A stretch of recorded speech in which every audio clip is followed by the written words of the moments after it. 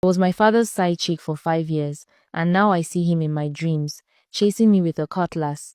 That is the part I can't explain to anyone in my family or even to friends. It sounds crazy, but it has been happening since he died. And now I am starting to wonder if what my grandmother said during his burial was the truth after all. I grew up in a strict African home. My father was a proud man, respected in our community. My mother was always the quiet one, never really standing up to him. I had two brothers, but my favorite was the oldest. He was protective, funny, and my best friend. When he died in a terrible accident, everything broke in our family. My father was devastated. I was too. At night, he would sometimes come into my room and we would talk for hours about our grief.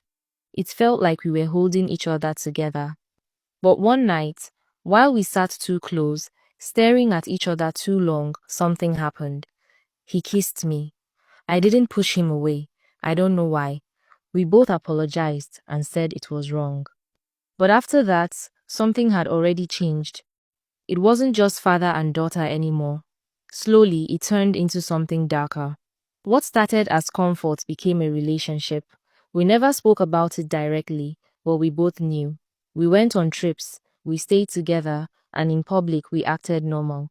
Nobody suspected anything. But in private, I was like his girlfriend. I even started resenting my own mother. I would get angry at her for small things because, in my head, she was the other woman. For 5 years, he was the only man in my life. I never dated anyone else. Then he died.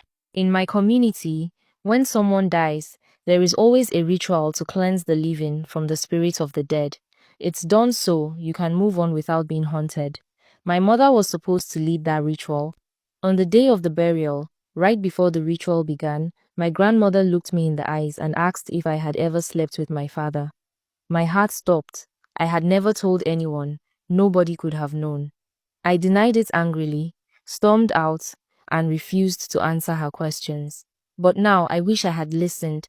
After his burial, I tried to move on, but I couldn't. At night, I have nightmares. In some, my father is chasing me with a cutlass. In others, he's just staring at me, silent, like he wants something. In the daytime, it feels like his shadow is following me. Men don't approach me. When they do, it ends badly. Someone can take my number and then never call again. Even when I start talking to a man, he suddenly disappears without explanation. I feel cursed. I feel trapped. I keep telling myself it's not because of what happened, but deep inside, I know it is. My life is stuck. I should have done the ritual, but I can't tell anyone the full truth.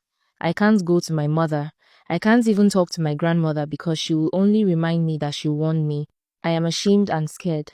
I don't know what to do anymore. What would you do if you were me?